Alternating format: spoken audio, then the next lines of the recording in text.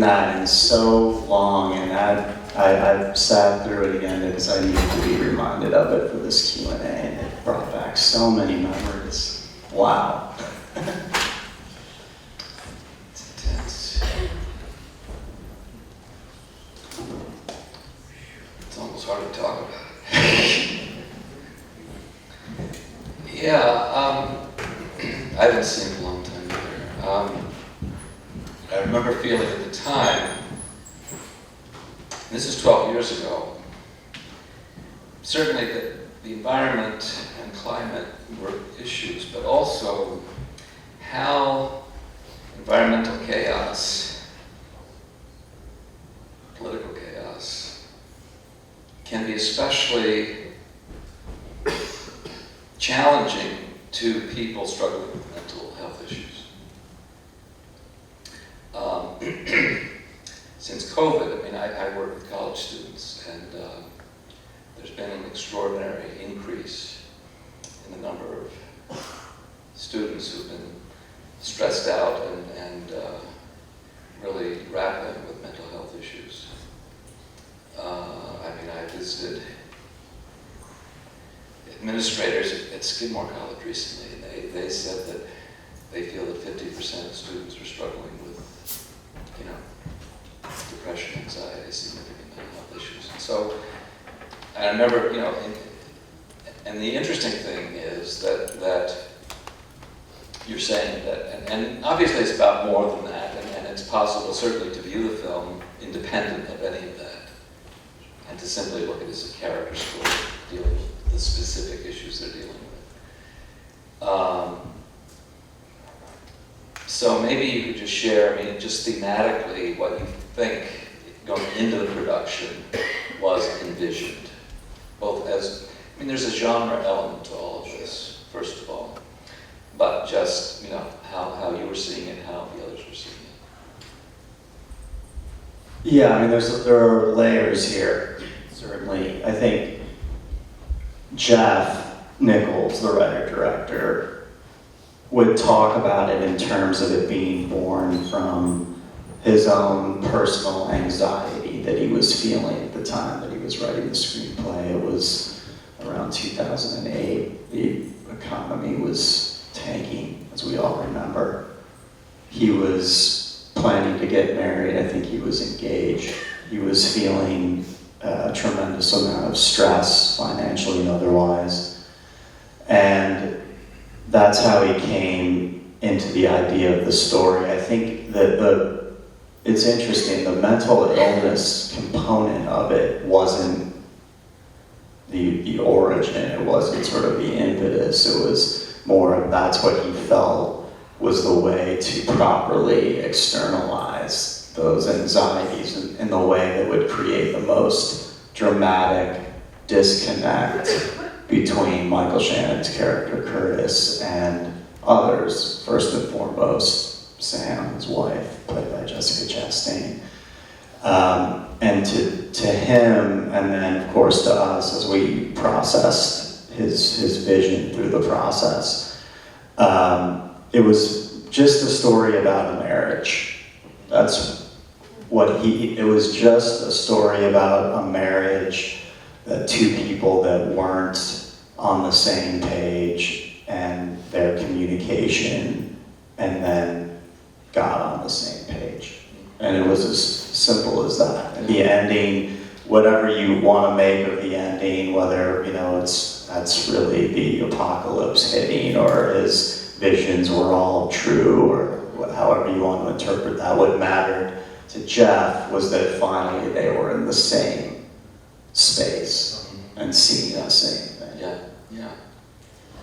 Yeah, I think it's one of the strengths of the film is you can approach it from multiple different levels. And in any given section, you know, how it's playing is open-ended. And I think that's really, I mean, I think as a filmmaker, you aspire to that without losing your audience in the process, although certainly the European filmmakers during the 1960s especially were ready to lose their audience.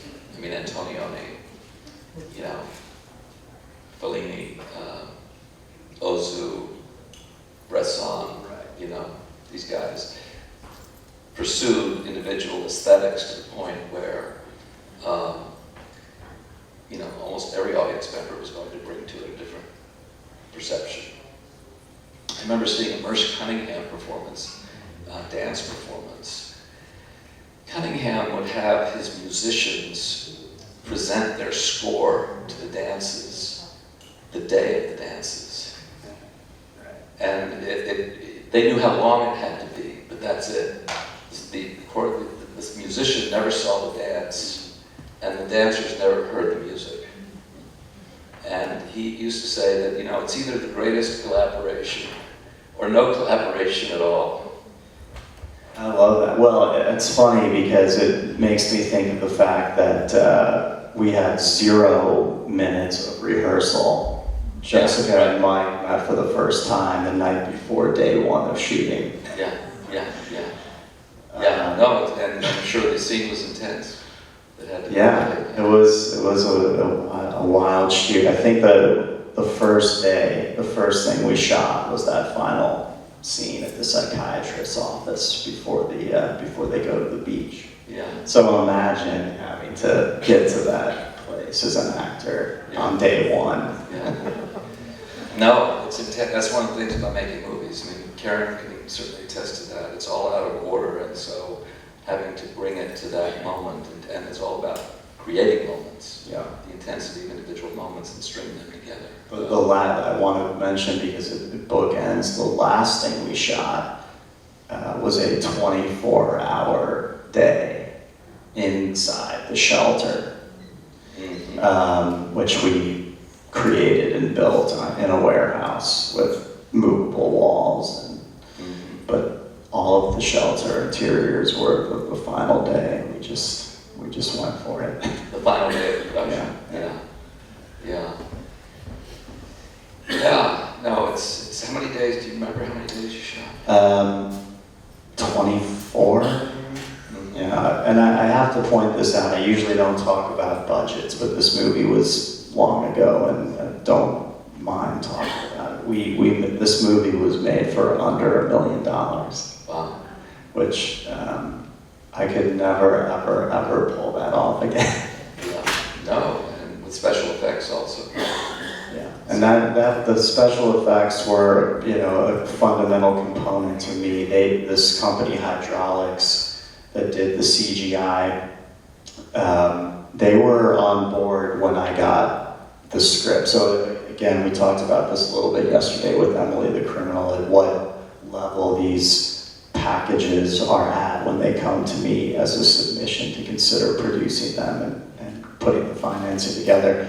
This one was a script that had Jeff directing. This was his second film. He had made a film called Shotgun Stories with Michael Shannon before.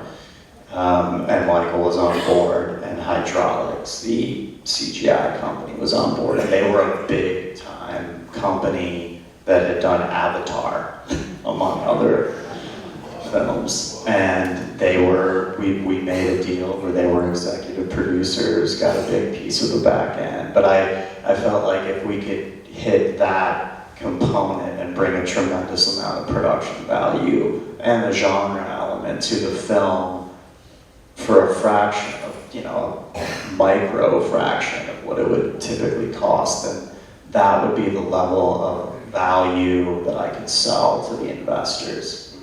And that was the hook there. Yeah. Wow. So the project came to you with a script, a director, and Michael Shannon. And CGI.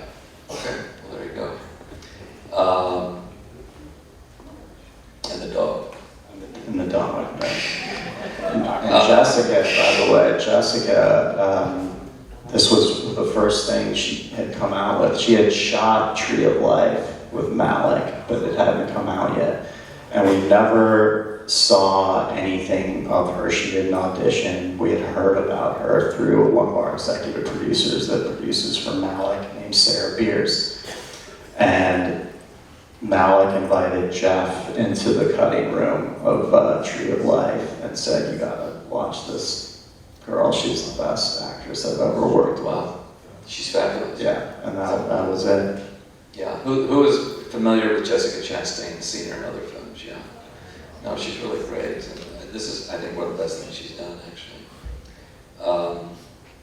It requires so much range, and of course the sensitivity around Hannah as well. Was Hannah a... Hannah, we cast a wonderful girl named Tova Stewart, who Jeff and I went down to the Ohio School for the Deaf in Columbus and just met kids. And, a group of kids that whose family were interested in being considered to be in a movie. And she had such an amazing family. Both of her parents were also deaf. And when you cast a child in a movie, you're really casting the family, the parents, because they're so important to what that process is like, working with a child. And she was just comfortable on camera, which is so great. Yeah, she's great. Yeah, she really is terrific. You also, when you bring a child in, they're only able to work a limited number of hours, and they also have to be tutored every day. Well, fortunately, we got around the tutoring because the school was not in session. But, the scene where Michael pulls off the highway with the lightning scape and gets out of the car, and you look back and Jessica's character's asleep in the back seat, and the car seat is next door. Of course, it's an empty car seat that we've obscured because we couldn't work Tova that late. That's an example of little things you kind of fit in there. Yeah. So this was sort of a turning point film for you. Sony Picture Classics picked it up, which was a very important distributor, significant distributor. And your investors got their money back? Yeah, they did. We ended up making it. So Sony Classics came in several days before the Sundance premiere, made an offer without seeing the movie. Once we accepted that offer, then they watched it, and fortunately they liked it. But we wanted to know why they did that, and they said, well, they had read the script, they loved the script, they thought Jeff was a strong filmmaker based on his first film, Shotgun Stories, but they said that they got a call from Philip Seymour Hoffman, who said, go watch Michael Shannon in his one-man play off-Broadway. I think it was called Mistakes Were Made. This guy is the next biggest deal actor that this country has produced. And that endorsement really, and Philip Seymour Hoffman said, and he's due for an Oscar. He's going to win an Oscar one of these days. He got a nomination for Revolutionary Road. He should have gotten one for this. But that pushed Sony over the top, and they came on board. It was great. Cool. What kind of television did it get? It had a weird, so it did have a theatrical release through Sony. This company, we made a big sale in France directly, and then we had a great foreign sales company, Film Nation, took it out internationally. Streaming was, and sort of beyond its theatrical life, was a very weird, it was tough to find this movie for a while. I don't even remember the various places it went, but it never went to any sort of powerhouse. Like, it was on Shudder for years. It was just, I think it got a little bit lost after its theatrical run, to be honest. It's more of a discovery film for many people. Yeah, which is nice when people find it that way. They don't go because they've been told to go or driven up, sort of heard to go to see it. Do you remember the box office gross, the theatrical box office gross? It wasn't it was under, I think we grossed like under $2 million in the US. It wasn't anything great. And really, unfortunately, that becomes such a driving factor in how awards are allocated, we did get a lot of Independent Spirit nominations, and Jessica, I think, won Best Actress, maybe National Board of Review. We thought at that point we had really some momentum. But we thought Michael would get an Oscar nomination, and he didn't. But I really think it was because the movie just didn't make enough of a dent in the sort of public box office space. And if you're not visible on that level, it's really hard to sneak a nomination. It's interesting, during COVID, like Nomadland got won an award, Best Picture, and it had not grossed very much money at all. Yeah. Like $3 or $4 million, I think. I think the two main COVID years with was such a just anomaly. I almost think it's not comparable to anything else. Yeah. It may have been an opportunity, I don't know. Questions? We're happy to hear from the audience. Yes, in the back. As the father of a mentally ill child, this spoke very directly to the stigma associated with mental illness. And you could market this to NAMI, National Alliance of Mental Illness, and they would probably show it because it's a powerful allegory on that subject. And to his credit, he did address his own problem, but very difficult to tell his wife. And then notice she had trouble sharing it with friends. You have to break these things down. And I think the hurricane at the end just said, okay, we're all in this, and we've got to deal with it. And, we have to learn to just talk honestly about our children that way. And it took me years to get to that point, but you just have to say it, and the more you talk about it, the more it gets out in the open, then the stigma goes away, and we recognize it as the problem it is. Thank you. I really appreciate that comment. Thank you for sharing that. Absolutely. Other questions, comments? Yeah, I'll just kind of as a corollary to that point, it was very important to Jeff to capture a hyper sort of grounded, realistic, domestic dynamic. And I don't know if anyone picked up, there's a strong, and I see it, a strong Close Encounters of the Third Kind by Spielberg influence here. Some of the, family scenes around the dining table. Certainly you have the, Richard Dreyfuss character who is going through his own journey of what he thinks is happening and balancing that in a, family dynamic and things. Watching this again, I was thinking about that tonight. Yeah, the tone is similar to Close Encounters, yeah. So what was your creative input? Fairly standard involvement for me, which is, script level, again, on set through the shoot. Jeff is it varies filmmaker to filmmaker. Jeff, this was his second film. I don't know if he's, mellowed out a little. He is a very, very uncompromising director. He was, certainly receptive to notes to a point. Uh-huh. Yeah. But a filmmaker like that, which I think he's a genius filmmaker. I really do, and he's made some great films.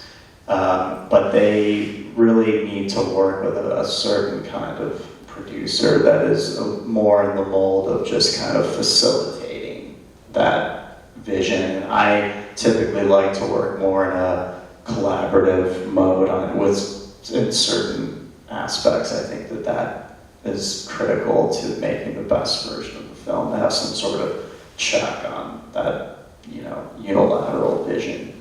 Right. So we haven't done a second. So you didn't continue together? No, but I think there's, it's certainly a good deal of mutual respect. It just said not necessarily an ongoing fit. Mm-hmm. So his next film was Mud, is that right? Yeah. People may remember that film. And what other films has he done? He did Mud, he did Midnight Special. Midnight Special. He did Loving. Uh-huh. Yeah. And he's had a pretty big gap in recent years of work, a couple false starts. He was into doing one of the sequels of A Quiet Place and left that job for creative differences with the studio. But he is doing a movie now in Ohio with Austin Butler, Tom Hardy, amazing cast, Michael Shannon. Huh. So looking forward to that. I thought that the day players were good in the film. Were they from Ohio? Some of them were, yeah. The cast was great. There were a number of actors we cast locally, but also we brought in Broderick Longstreet, who played the boss, was someone that Jeff had worked with. Same with Ray McKinnon, who played the brother. It's true. I've always liked Ray McKinnon. Yeah, Kathy Baker played an amazing scene as Curtis's mother. We cast, I think she came through us, through a casting director. But we did cast a lot of local people that did a nice job. How much do you depend on a casting director, and do you have one that you're working with consistently? It depends on the project, but we typically will use a casting director, both one out of LA or New York, and then one local in whatever area we're shooting to cast the day players that we can't afford to bring in from LA or New York. And I don't work with anyone consistently. It's sort of like who, the team is feeling is a fit for a given project. So it does vary, but it's very helpful to have somebody bringing those ideas and organizing the audition process for us. So the investors that were involved in this project, are any of them still involved with you? Are any of the investors from this project still working with you? Yeah, so I met my current partner on making this movie. He put some money into this movie. They have a little cameo when Curtis comes out of the shelter at the end, and it's a sunny day, and the people are picking up the sticks in their yard. That my partner is the guy picking up the sticks. Did anyone catch my little cameo at the? I did. Anybody else see it? He was at the dinner table. The Sunday. I was supposed to play Jessica Chastain's character's brother. It's never identified, but that was a horrifying experience for me. Yeah, I mean, the idea of working with these two fabulous actors at the right moment, and because Jessica Chastain today would be a huge. Yeah, she's very big deal. They're both very accomplished. I mean, the DP, Adam Stone, has gone on to be a very big DP. It's just, he's amazing. We were talking earlier that in terms of, there's a very narrow path that Tyler has been able to pursue as an independent filmmaker that is able to generate revenue sufficient to keep investors involved. This is not easy as an independent filmmaker. We were talking about the fact that, even that there are a handful, really, of what we would call film directors who are still working in an independent vein with a cultural sensibility, character-driven, that are consistently bankable in the industry. We were talking about Wes Anderson, P.T. Anderson, although you mentioned P.T. Anderson is not routinely easily getting funding. Spike Lee is not routinely getting funding. And so this is a very precarious position that involves a lot of strategy, creative courage, understanding of the market,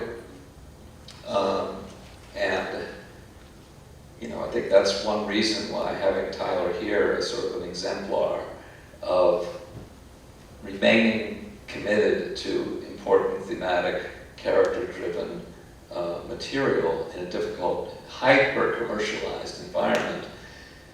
We were talking earlier today in a workshop among filmmakers, in most countries there is a strong public subsidy for what we would consider character-driven, culturally relevant cinema.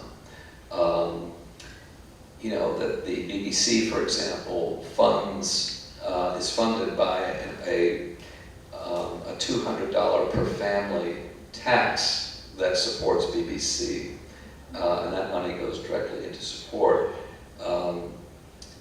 In the United States, the funding for public radio and public television combined is $1.30 per capita. I mean, there's no comparison.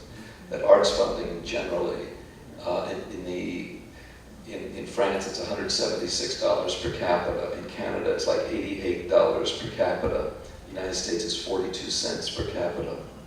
So normally that kind of filmmaking would be facilitated by, and those funds often come through the public television system,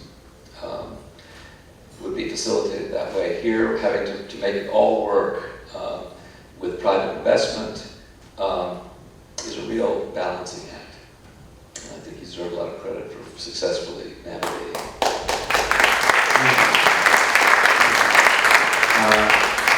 It's interesting pairing the screening of this movie with Emily the Criminal. It kind of crystallized in my mind for the first time maybe what I do as what kind of movies I make. And I think it's these more sophisticated, hopefully relevant films that do have some kind of genre component. So we need to appeal to a core independent film-going audience, but have that little zip that maybe can break out to a more mainstream audience potentially as well. We always want to, play for the upside of a bigger hit. Yeah. But that's, Yeah. Any other questions? Yeah, Karen. First of all, that just blew my mind. It's such an extraordinary film. I saw it when it first came out, but I imagine I may have seen it, on a VHS tape or something, and this was just such a really amazing experience to see it on the screen. But I was just curious, now that Emily the Criminal is on its taken flight, what are you doing next? well, thank you first of all, Karen, for the compliments about the film. I appreciate that. We meaning my company, we have a couple feature documentaries in post-production. We have a very small music doc on the band Medeski, Martin and Wood coming out next month. We're very active in television now, so we're trying to get a few shows going. We have one that's in development with Amazon. A few in development with CBS TV studios, not for CBS network, but for, maybe we set it up at a streamer, a premium cable channel. So that's taken a lot of time, and it's been a really fun, new thing for me. I mean, I've only been doing features for a long time, and so branching out into the world of television now, which, there's a lot of very talented directors that many have come from film that are now working in that medium that we've been working with, and we're really enjoying that. So we'll see what comes of that. Yeah. I just had a question about product placement in indie filmmaking, because I saw one shot that I didn't notice the first time I saw it, which was the Bill Pullman drinking the Busch Light can with the very front. Oh, Shea Wiggum? Yeah. Was that a product placement, and what's your experience, I guess, in product placement for indie film? Right. Well, there's really no product placement for true indie film because the value of product placement is predicated on what level of distribution you're going to have. If the company's going to get any value from you using their product, they want to know how it's going to be exposed. And we go into these movies not knowing that answer ever. So it really is just a matter of getting clearance so we can use it. I mean, sometimes we'll get, a few cases of water for free or something. But there's not much in the way of product placement at this level, unfortunately. Yeah. Okay, anybody else? Yes. Kate. Well, thank you. This is the first time I've seen this movie, and I do have to say I was really just completely blown away by so many elements of it, including, especially, of course, the cast and the acting. And now you're explaining that they only met on set the night before or something. Yeah. Was there any rehearsal time? No, we had a dinner. We had a group dinner where we didn't even talk about the movie. I drove Michael and Jessica back to their respective apartments after dinner that night, and Michael had made a deal with us where, so we were shooting 6 to 8 weeks, which is very tough, and he had a kid at the age of Tova Stewart in Chicago at that time, and the deal was that he wanted the last day of every week, like a half day, so he could get on a plane and go to Chicago and see his daughter, and then fly back. And he had seen the schedule, and this is a kind of a tangential story, but I have to tell. He had seen the schedule and saw that he wasn't set to like get home on one of the weekends or something, and he ripped into me in the car like ferociously, and I remember Jessica sitting in the back seat just like shaking, and I realized that he was already sort of in this Curtis, I don't want to like call it method because that's for him to tell, you know, whatever his process is. But he was very much in that mode, which I didn't sort of realize till like days later after just feeling so terribly about it. But, you know, they obviously had done their own preparation. They had been in touch with Jeff remotely, but there was no rehearsal. They just really dove in, yeah. That is extraordinary. You Yeah. so believe their relationship. Yeah. And it was such a pleasure to see Jessica Chastain in such an early role. She is just brilliant. Yeah, she's so She good. just kind of steals the show. She's so good. I know. Lights up the screen when she comes on. The scene at the Lions Club supper where Curtis, just goes crazy. Still, it still makes me cry. Like, they're so incredible in that scene. Like, it's just, and I remember sitting at the monitor that day, and Mike, we didn't tell the extras what the scene was.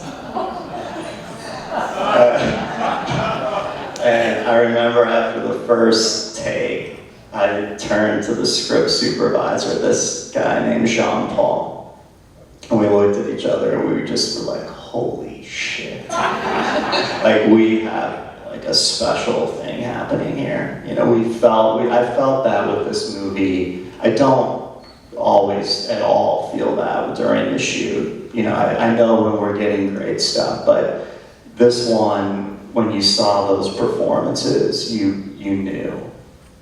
So, It was very effective. yeah.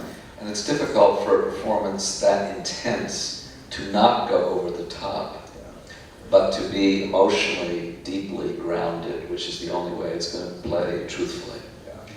It is not making it happen, it's letting it happen. And it really was very effective. I felt the same way. I also felt the ending was very effective, very emotionally effective. Yeah. All right. We have a question here. Oh, sorry. Hi, my name is Batu Wade. I came from Chicago, and my question is, what advice would you give to a first-time filmmaker? To a first time, what advice to a first time? Yeah, well, and I mentioned this at the Q&A last night for Emily the Criminal, because that was made by a first-time feature filmmaker, and I've done a lot of films with first-time feature filmmakers. I think that they can do extraordinary work. You do, need something that you've done to sort of sell yourself, to, hone your craft and be able to showcase something. It could be a short, it could, be whatever, but I think it's important to have some work that you've created. And I guess what I would say is, really, this is, it's like not something you can just snap your fingers and do, but you have to do something great. And I say that as in contrast to the advice to do sort of as much as you can. I know so many young filmmakers that are just doing so many things. I would say focus on doing one exceptional thing. And the other thing is be patient, because every little step that you take, this is a very incremental process. You be patient and recognize that even if you're not totally cognizant of the impact of a certain thing that you've done, you are opening new doors, you are meeting new people, you are creating new opportunities, even if they're small, and that builds over time, and before you know it, you'll have a relationship that will open a door for you. So, but good luck. Good advice. Yeah, another one back here. Yes, sir. So, I'm a pediatrician. I'm just curious. There are a couple of disturbing scenes that it looks like a little girl is involved. Yeah. What do you do to protect like a child? Oh, it's, I hate this. Like, obviously this is discussed extensively with the family, but in that scene where the woman breaks the window in the car, like, she was scared. We tried to, I don't know, it's not a comfortable situation. We talk about it, we try to prepare them, but I don't know how to sort of avoid some element of, effect on a kid, in a scene like that. We do as much as we can, but I hate that. Yeah, there is some aspect to it. Look, we try to mitigate it as much as we can, but I'm sure there was something there. Yeah. We once had a child actor who would sing the same song 100 times during the course of the day. It drove me totally crazy. When there were other kids around, when we had other extra kids, he would perform for them. And it made me nuts, but it's okay. He's good in the film. He actually, anyway, I won't go into it. And just to be clear, it wasn't our intention to scare her, but my point is that it's as much planning as you do. Some of that is really hard to mitigate. No, it requires a great deal of sensitivity. The one thing I found working with Tyler, we had a need for a newborn baby in that film. And all you do is call the hospital and it's no problem. It's the simplest thing. They deliver. They deliver to you a newborn baby. 30 minutes or less. It's the easiest casting I've ever done in my life. Anyway, thank you so much, Tyler. Thank you.